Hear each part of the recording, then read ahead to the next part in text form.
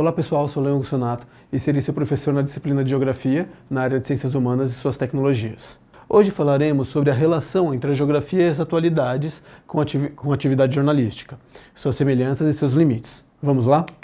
Vamos lá, gente. O jornalismo como auxílio, não como resposta, tá? Então, a atividade jornalística, ela pretende o quê? Ela pretende mostrar os fatos do que está acontecendo no mundo, em diversas áreas, na área do esporte, na área da moda, na área da política, enfim, né? Então tem diversas especialidades aí do jornalismo. Mas a função de todas elas é, cada um em sua área, mostrar o que está acontecendo, né? Então a gente, enquanto geógrafos, enquanto estudantes de geografia, a gente pode utilizar essas informações para a gente conseguir entender cada vez melhor o mundo. E para isso, é muito importante que o jornalismo tenha uma coisa que, pelo menos em teoria, ele sempre tem que ter, que é a ética, né? Outra coisa que nós que vamos consumir essas notícias, a gente tem que saber fazer, é saber consumir elas. Como? Checar essas informações. Porque será que essa informação é verdade? Né? Enfim, tem que saber checar essa informação antes de utilizá-la, tanto em aula como numa conversa do dia a dia, né? A gente precisa compreender que tudo que um veículo de jornalismo vai vincular para a gente pode ter viés e interesse, né? Por que tal canal de televisão fala tanto de tal coisa? Será que ele está ganhando alguma coisa com isso? Financeiramente, ou de audiência, enfim. Então a gente tem que tomar cuidado com isso também. A gente tem que buscar atualidades também pouco divulgadas, e hoje em dia isso é cada vez mais possível, né? Com a internet a gente consegue pegar uma notícia do que aconteceu na política do Azerbaijão. Inventei isso agora da minha cabeça, mas pode, porque se a gente for depender apenas dos meios de comunicação hegemônicos, né, que são os grandes veículos de televisão, jornal nem existe, é tudo online hoje em dia, né, tudo digital, mas enfim, mesmo os grandes canais de YouTube e tudo mais, as informações elas vão chegar, mas vão ser poucas. Só que a gente pode utilizar da internet para ir vasculhar um outro tipo de informação, de algum outro assunto que nos interessa, para saber que o mundo não é pequeno, né? O mundo é muito grande, então tem notícias acontecendo, fatos acontecendo no mundo inteiro. Vamos lá, o que mais que a gente tem que fazer? Tá, a gente tem que entender que dessa forma, então, é uma forma de democratizar a informação. Claro que a gente sempre vai dar mais ênfase para o nosso lugar. A gente vai querer saber mais notícias da nossa cidade, do nosso país, que faz sentido, é onde a gente vive. Mas tentar saber notícias de opiniões diferentes, uma pessoa que pensa de uma forma, falar sobre a mesma notícia, e uma pessoa que pensa de outra forma, falar dessa mesma notícia, isso ajuda a gente a democratizar a informação, tá? E buscar saber coisas de outros lugares do mundo, ajuda a gente a entender melhor o mundo também, tornando o mundo mais democrático, né, e mais globalizado de fato. Tá. E a gente precisa ter um entendimento crítico. A partir do momento que a gente lê uma informação, né, a gente lê alguma matéria jornalística, a gente assiste, enfim, a gente tem que ler aquilo não como se fosse a verdade absoluta. Porque sim, o jornal, a televisão, tem a obrigação de veicular verdades, né, fatos. Mas será que a gente tem que confirmar isso sempre, né? Então a gente tem que ir com entendimento crítico e ver que mesmo que se for uma verdade, não tem uma explicação um pouquinho mais detalhada. Enfim, então a gente tem que ter sempre um entendimento crítico sobre aquelas informações que chegam pra gente. Eu comecei falando sobre a ética, né? Então vamos lá, o que é ética? Ética é um conjunto de valores morais e comportamentos que norteiam determinada sociedade, tá? Podendo ou não estarem descritos em forma de lei. Tá? Então a ética é aquilo que é o certo, né, vamos dizer assim, o correto na nossa sociedade. O que é correto numa sociedade pode ser errado em outra sociedade. Vou pegar exemplos bem fáceis assim. Por exemplo, questão da homossexualidade. Hoje em dia no nosso país, a homossexualidade é totalmente aceita, quer dizer, legalmente aceita, né? Tem muita gente que não aceita, mas é aceita dentro da lei e tudo mais. Tem países onde isso não é aceito, tem países onde isso é crime. Eu, pessoalmente, discordo totalmente, né? Cada um tem que ser livre para ser feliz como quiser, né? Mas são sociedades diferentes, com valores diferentes. Então a ética ela vai estar dentro dos valores daquela sociedade e que pode mudar ao longo do tempo por disputas políticas. Tudo bem? Então vai variar de sociedade para sociedade. Tá? A gente também tem uma outra definição para a ética, de que ela é um estudo filosófico que busca entender como que esses valores são criados, suas particularidades e universalidades e sua razão de existirem. Então, por que que em um lugar os valores são de um jeito? Então, não só entender os valores, mas entender o porquê que eles são daquela forma em tal lugar. Então, a ética ela é o certo, né, naquele lugar, mas também entender o porquê que ela é visto como certo. Então, é um estudo social também. Tá? No nosso caso, a ética ela vai se basear na veracidade das informações. Então, um jornalismo que vai difundir mentiras é um jornalismo antiético. Tá? Um jornalismo que vai difundir violência contra determinado grupo de pessoas pela sua cor, pela sua opção sexual ou pela sua religião, por exemplo, isso é totalmente antiético aqui pra gente, tudo bem? Toda notícia que é vinculada, ela, por um meio jornalístico, seja dos mais tradicionais ou não, ela vem carregada de interesses. Interesses de quem vincula essa informação. Tudo bem? Então, geralmente, ela vai defender a ideologia dominante. No caso, que ideologia que a gente vive? A gente vive num capitalismo neoliberal. Então, a maioria dos meios de comunicação, principalmente os maiores, vão defender isso. Tá? Porque é onde ele vive, é de onde ele cresce, inclusive. Né? Então, vai defender a ideologia dominante. A gente vive numa sociedade que ela é racista. O racismo, né, ele é crime no nosso país. Mas lembra, eu estava falando da ética? A ética são os valores de uma sociedade. Pode ou não estar descrito nas leis. Por exemplo, o racismo no nosso país é crime inafiançável, inclusive. Mas isso não quer dizer que a gente ainda vive numa sociedade muito racista. Tudo bem? Então, geralmente, vai mostrar informações com um viés mais racista. Às vezes não racista descarado, tá? Quer dizer, geralmente nem é um racismo descarado. Mas vou dar um exemplo. Quando acontece um crime bárbaro, horrível, com uma família de pessoas brancas, isso é muito mais vinculado do que quando acontece com uma família de pessoas negras.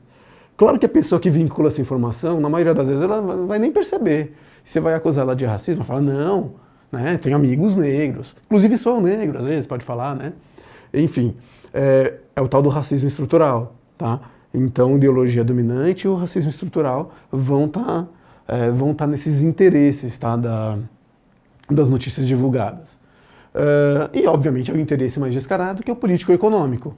Vou divulgar uma notícia porque eu vou ganhar dinheiro em cima dela. Né? Alguém está me pagando para eu divulgar aquela notícia. Ou vou divulgar uma informação para ajudar determinado político porque eu tenho afinidade com aquele determinado político. Aí é mais fácil de perceber até. Aqui a gente pode ver, por exemplo, a maior emissora de televisão do Brasil, né, o maior veículo de informações do Brasil, que é a Rede Globo, ela tem uma propaganda aí muito difundida nos últimos anos, que é o tal do agro, né? O agro é pop, o agro é tech, o agro é tudo e tudo mais. Por que a Globo divulga tanto isso? É porque ela realmente acredita que o agro carrega o Brasil nas costas? Né? A gente poderia ter uma aula só sobre isso, para falar do lado bom e do lado ruim do agro, não é isso que eu vou fazer agora. Mas por que a Globo fala tão bem? Será que ela não está ganhando nada por trás? Não é nem por trás, não, porque não é crime isso. Mas será que ela não tem muitos diretores da Globo que são fazendeiros, por exemplo? Talvez. Será que grandes fazendeiros, que são milionários lá da região centro-oeste, sudeste do Brasil, não patrocinam? E aí, em vez de ser uma notícia, vira, na verdade, uma propaganda? Então as coisas acabam se confundindo. Então tem um interesse comercial claro ali. Opa! Tem um interesse comercial claro ali. E o outro exemplo que eu trouxe para vocês é duas notícias do G1, né, uma no Ceará, outra no Rio de Janeiro, mas que vinculam o mesmo tipo de informação, né, a ver com o tráfico de drogas. A primeira diz, polícia prende traficante com 10 quilos de maconha em Fortaleza. E a outra diz, polícia prende jovens de classe média com 300 quilos de maconha no Rio de Janeiro. Por que que em um caso é chamado de traficante e no outro é chamado de jovens de classe média? Né? Será que é porque esses jovens eles são de classe média, provavelmente são brancos, então eles... É a tal do racismo estrutural que eu falei, né? Eles são vistos de uma maneira... não é possível que seja criminoso gente desse tipo. Né? Então a informação vai dar uma suavizada. Nenhum dos dois casos mentiu. Né? Então nenhum dos dois casos foi antiético. Mas um caso deu um peso muito mais forte, traficantes, né? E no outro caso foi mais leve, jovens. Né? E no caso aqui, os jovens estavam com 300 quilos e os traficantes com 10 quilos. A diferença. Mas enfim, para a gente entender por que que em um lado a gente pesa mais a mão e no outro não. Aí a gente tem que fazer a leitura crítica. Quem são esses traficantes, esses jovens? Né? Quem são na sua renda, nas suas influências políticas, na sua cor de pele, para saber por que que a notícia deu uma carga mais pesada para um e uma carga mais leve para outra. Tudo bem? E é o que eu falei, talvez o jornalista que escreveu isso, ele nem perceba que ele possa ter sido eventualmente racista. Mas ele vai eventualmente ser, porque é a ideologia dominante, o elitismo e o racismo estrutural que eu falei antes. Vamos lá, então o jornalismo ele tem diferenças da geografia. Por quê? Porque a geografia ela pretende ser uma ciência, ela é uma ciência humana, né? Então eles vão ter algumas coisas diferentes ali. Por mais que o jornalismo, qualquer pessoa que for fazer uma faculdade de jornalismo vai ter que estudar ética, né? E for trabalhar nessa área, se quiser ser um jornalista correto, ele vai ter que seguir a ética. No caso da geografia, a geografia é uma ciência, então ela tem que ir para o fato. Tá? Ela tem que ir para o fato e para poder ser considerado correto aquilo que foi divulgado de maneira científica, vai ter que ter todo um meio científico validando aquilo, tudo bem? O meio científico dos seus pares que a gente fala. Então um geógrafo publica um artigo falando sobre, por exemplo, as populações quilombolas e os problemas ambientais na Amazônia, por exemplo. Tudo que ele escrever ali, ele pode se valer até de artigos jornalísticos, mas tudo que ele escrever vai ter que estar muito bem embasado de acordo com as teorias geográficas e com os fatos. E outros geógrafos ou de outras áreas das ciências humanas vão ler e vão ter que validar aquilo. Tá? Então tem uma diferencinha ali. Vamos lá. Então a gente pode utilizar, mas a gente utiliza com a linguagem científica. Tá? E a linguagem científica é sempre um olhar crítico. A gente vai ter que sempre buscar, quando eu falo a gente, eu falo enquanto geógrafo que eu sou, a gente vai ter que sempre buscar a neutralidade, né? Não querer valorizar um ou ao outro, mas sim olhar o fato, e se o fato fala mal de algum grupo, de algum grupo econômico, enfim, fala mal não, né? Fala os fatos ali, a gente vai ter que mencionar isso, mas não porque gosta mais ou gosta menos. Mas é óbvio, neutralidade, ela só existe, sei lá, em detergente, né? Porque ninguém é totalmente neutro. Então a gente tem que buscar o máximo possível da neutralidade. Nem as ciências exatas conseguem ser totalmente neutras, né? As humanas que acabam mexendo com política, mais difícil ainda. Mas tem que buscar ser o mais neutro possível. Tudo bem? E sempre utilizar, como é uma ciência humana, utilizar de argumentos históricos para poder nos validar. Tudo bem? O que mais que eu ia falar para vocês? Ah tá, uma outra coisa que diferencia muito é que, pelo menos em teoria, a ciência ela não vive do lucro, ou pelo menos não deveria viver. Ela vive de fazer descobertas na área biológica, nas áreas exatas, nas humanas também, enfim. Ela não vive de anúncio, de venda, né? Já o jornalismo, ele é um pouquinho misturado, né? Até pela sua característica de ser mais difundido, então ele acaba se confundindo muitas vezes com a publicidade. Claro, publicidade é uma coisa, jornalismo é outra, mas muitas vezes acaba se confundindo, né? Então o nosso interesse não deve ser de vender uma informação, porque não vou falar sobre isso porque isso aí ninguém liga, né? Não, vou falar sobre isso porque isso é um fato importante que acontece em determinada área, sei lá, da ciência geográfica no Brasil. Então eu vou falar sobre isso, não importa se isso pouca gente vai ver.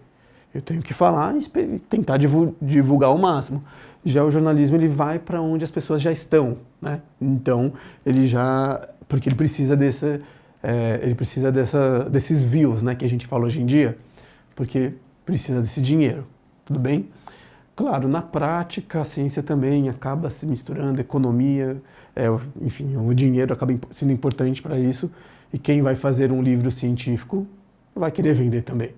Mas na teoria foi o que eu falei para vocês. É o que eu falei para vocês. Tá? E como pra gente da ciência,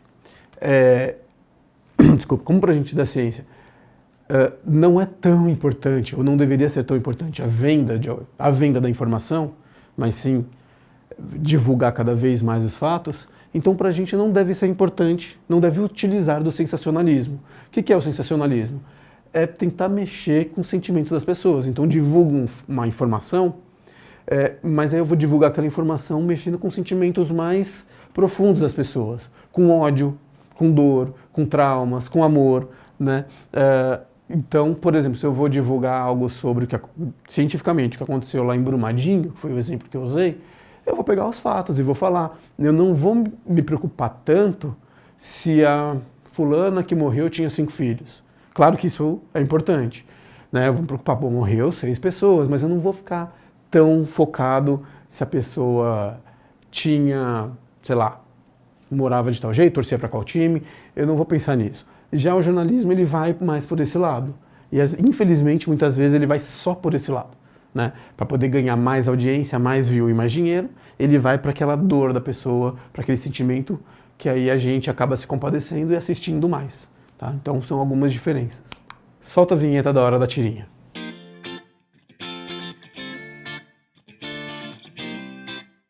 Essa tirinha, gente, mostra exatamente essa coisa do sensacionalismo que eu falei pra vocês. Aqui tem uma mãe, imagino, tô supondo que seja uma mãe, uma pessoa, que está em cima de um caixão que deve ser de algum ente querido, de um filho, algo assim, né? Ah, não, aqui ele até fala, enquanto isso em Santa Maria, para vocês que são jovens, não sei se vão lembrar, mas Santa Maria aconteceu uma catástrofe, uma coisa muito horrível no ano de 2013, se não me falha a memória, que foi um incêndio numa boate, a Boate Kiss.